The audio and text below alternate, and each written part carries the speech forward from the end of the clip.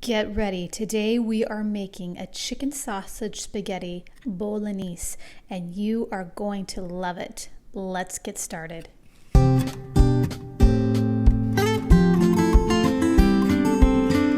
This is a HelloFresh meal, and I will include a link in the description of this video, as well as a list of ingredients, but I highly recommend you give HelloFresh a try. But first, let's get a pot of water boiling for that spaghetti, and then you're going to cut up the zucchini, slice it lengthwise, and then chop it in half moons, just like this.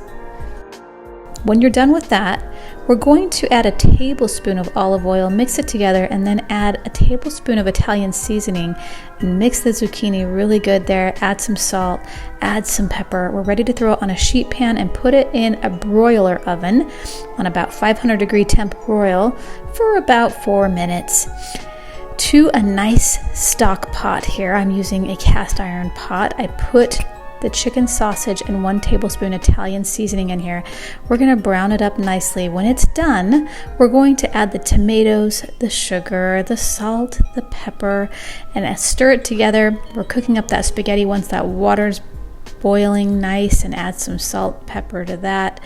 And then you can just add all of the zucchini that you just cooked right into that pot with the meat. I would even add maybe a half a cup of that reserved pasta water from the pasta, just to thin it out a bit.